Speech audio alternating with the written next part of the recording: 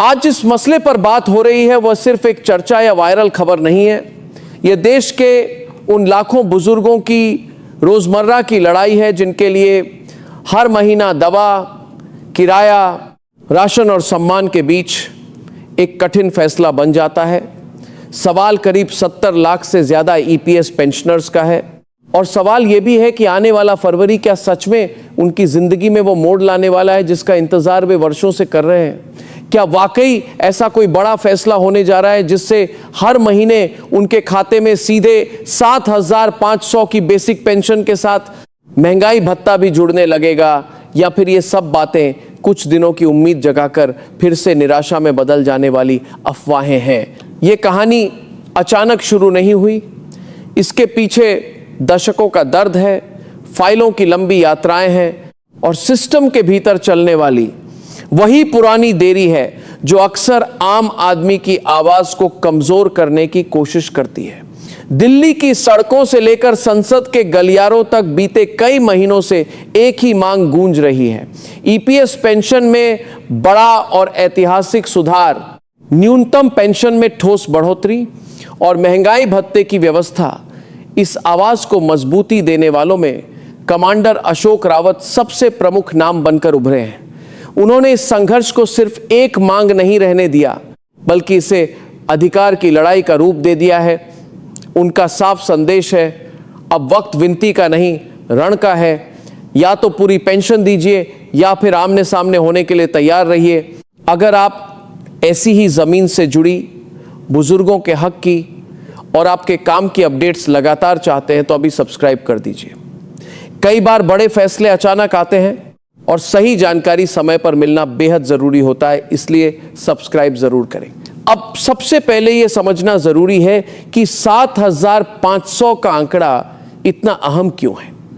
Pensioners का तर्क बिल्कुल सीधा है। आज के समय में महंगाई जिस रफ्तार से बढ़ी है उसमें मौजूदा ईपीएस पेंशन बहुत ही कम पड़ती है। हजारों नहीं, लाखों पेंशनर्स ऐसे हैं जिन्हें महीने में सिर्फ 1,000 से 1,500 तक मिलते हैं। यह रकम किसी बुजुर्ग के लिए सम्मान से जीने की बात तो दूर, कई बार 2 वक्त की रोटी और बेसिक दवाइयों तक का इंतजाम भी मुश्किल बना देती है। इसीलिए उनकी मांग है कि न्यूनतम बेसिक पेंशन 7,500 तय हो और उसके साथ अलग से डीए यानी महंगाई भत्ता भी मिले। उनका कहना है कि अगर मौजूदा महंगाई भत्ते की दर को जोड़ा जाए तो मासिक आमदनी 9,000 से 11,000 के आसपास पहुंच सकती है, जो कम से कम जीवन यापन की बुनियादी जरूरतों को संभालने लायक बनेगी। पेंशनर्स ये भी कहते हैं कि यह सिर्फ एक संख्या नहीं है, ये उनके आत्मसम्मान का मूल्य है। ये उस योगदान का सम्मान है जो उन्होंने अपने कामकाजी वर्षों में देश की अर्थव्यवस्था और उत्पादन में दिया। उन्होंने अपने जीवन के सबसे मजबूत साल मेहनत में लगाए और अब जब उम्र के इस पड़ाव पर सहारे की जरूरत है तो उन्हें 2 टूक न्याय चाहिए, कोई आधा अधूरा आश्वासन नहीं। इसी बीच पिछले कुछ दिनों से सोशल मीडिया और कुछ प्लेटफॉर्म्स पर यह दावा तेजी से फैलाया गया कि फरवरी से 7,500 की पेंशन लागू होने जा रही है और यह भी कि प्रधानमंत्री कार्यालय की तरफ से आदेश हो चुके हैं। इस खबर ने लाखों लोगों के मन में उम्मीद की एक नई रोशनी जरूर जगाई है, लेकिन यहां सतर्क रहना उतना ही जरूरी है। अब तक किसी सरकारी गजट, किसी आधिकारिक प्रेस रिलीज या किसी विधिवत नोटिफिकेशन में ऐसी पुष्टि सामने नहीं आई है। यही वह जगह है जहां पूरा मामला अधर में लटका दिखता है। उम्मीदें बहुत हैं पर आधिकारिक मोहर का इंतजार बाकी है। अगर आप चाहते हैं कि जैसे ही कोई आधिकारिक अपडेट आए आपको सबसे पहले और साफ साफ भाषा में समझ में आए तो सब्सक्राइब कर लीजिए। कई बार खबरें शोर में दब जाती हैं और सही बात देर से पहुंचती है। सब्सक्राइब रहना आपके लिए फायदेमंद रहेगा। हालांकि अंदर खाने की हलचल को पूरी तरह नजरअंदाज भी नहीं किया जा सकता। चर्चा है कि इस विषय पर श्रम मंत्रालय और वित्त मंत्रालय के बीच कई दौर की बैठकें हुई हैं। इन बैठकों को संवेदनशील माना जा रहा है क्योंकि मामला केवल मांग का नहीं, फंड की वित्तीय सेहत का भी है। यह भी कहा जा रहा है कि प्रधानमंत्री कार्यालय ने इस मुद्दे पर सीधे दखल देते हुए विस्तृत रिपोर्ट तलब की है, जिसमें फंड की स्थिति और पेंशनर्स की संख्या का सटीक विवरण मांगा गया है। ऐसे संकेत अक्सर ये बताते हैं कि मामला सिर्फ चर्चा तक सीमित नहीं है, बल्कि फैसले की तैयारी की दिशा में बढ़ रहा है। लेकिन फिर भी जब तक घोषणा लिखित रूप में ना आए, तब तक इसे अंतिम सत्य मानना जोखिम भरा होगा। अब बड़ा सवाल यह उठता है कि क्या यह सब कुछ चुनावी गणित का हिस्सा है, या सच में उन 70 लाख बुजुर्गों के जीवन में सुधार लाने वाला कोई ऐतिहासिक कदम है। राजनीति में फैसले कई बार समय देखकर लिए जाते हैं, ये बात सब जानते हैं, मगर पेंशनर्स के लिए यह बहस राजनीति से कहीं ऊपर है। उनके लिए यह सीधे पेट इलाज और गरिमा का सवाल है। और इसी जगह पर कमांडर अशोक रावत का सख्त रुख और ज्यादा मायने रखता है। उन्होंने सरकार को साफ अल्टीमेटम दिया है कि फरवरी आखिरी मौका है। उनका कहना है कि अगर फरवरी के अंत तक पेंशनर्स के खाते में 6500 नहीं आता, तो फिर देश एक ऐसे बड़े आंदोलन की शुरुआत देखेगा जिसकी गूंज हर राज्य, हर शहर, हर गली तक जाएगी। उनकी चेतावनी सिर्फ शब्दों तक सीमित नहीं है। वे कह चुके हैं कि इस बार दिल्ली का घेराव इतना विशाल होगा कि उसकी तुलना आजादी के बाद के किसी बड़े आंदोलन से की जा सकेगी। उनका संदेश सीधा है, हमें हमारा अधिकार दो, वरना सत्ता के लिए चुनौती तैयार है। यह भाषा कठोर है, लेकिन इसके पीछे वर्षों की उपेक्षा और बार बार टूटती उम्मीदों का दर्द है। वे कहते हैं कि ये पेंशनर्स कोई भीख नहीं मांग रहे, वे तो बस उसी फंड से अपना हिस्सा मांग रहे हैं जिसे उन्होंने अपनी कमाई से बनाया। उनका आरोप है कि नौकरशाही सालों से इस फाइल को कभी एक मंत्रालय, कभी दूसरे मंत्रालय, कभी समिति से दूसरी समिति में घुमाकर टालने का खेल खेलती रही है। कभी कहा जाता है वित्त मंत्रालय में अटका है, कभी तकनीकी रिपोर्ट का इंतजार बताया जाता है, कभी आंकड़ों की कमी का बहाना बनाया जाता है। लेकिन अब धैर्य टूट चुका है और अब बहाने सुनने का समय नहीं बचा। यहां एक और अहम संकेत की चर्चा भी सामने आती है। कहा जा रहा है कि वित्त मंत्रालय की एक विशेष टीम पेंशनर्स का डिजिटल डाटाबेस तैयार करने में जुटी है। उद्देश्य बताया जा रहा है कि बैंक खाते, आधार विवरण और बाकी जरूरी रिकॉर्ड अपडेट किए जाएं, ताकि भुगतान प्रक्रिया में कोई रुकावट न रहे। कई जानकार इसे बड़े संकेत के रूप में देखते हैं। उनका कहना है कि सरकार डायरेक्ट बेनिफिट ट्रांसफर यानी डीबीटी के जरिए सीधे पेंशनर्स के खाते में भुगतान की व्यवस्था को मजबूत कर रही है। अगर सच में यह सरकार के जरिए की डायरेक्ट प्रक्रिया है, अगर सच में यह डायरेक्ट ट्रांसफर या पार्टी सीसी अधिकारियों के बाद भुगतान की व्यवस्था को तैयारी चल रही है, तो फरवरी एक बड़े ऐलान का महीना बन सकता है। मगर फिर वही बात, तैयारी का मतलब फैसला नहीं, फैसला का मतलब आधिकारिक घोषणा।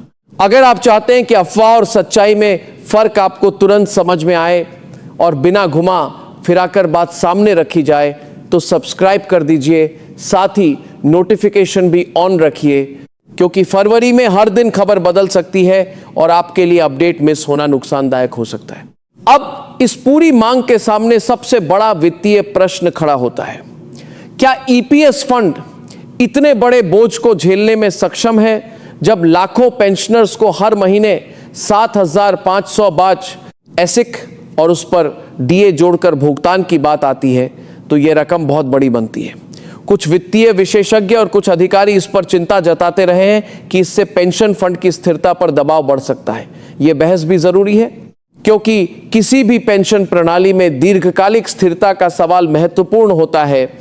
लेकिन पेंशनर्स का तर्क भी उतना ही मजबूत है। अगर सिस्टम स्थिरता के नाम पर बुजुर्गों को न्यूनतम सम्मानजनक जीवन भी न दे सके, तो फिर उस सिस्टम का उद्देश्य क्या रह जाता है? यहीं प्रधानमंत्री की भूमिका सबसे निर्णायक बन जाती है।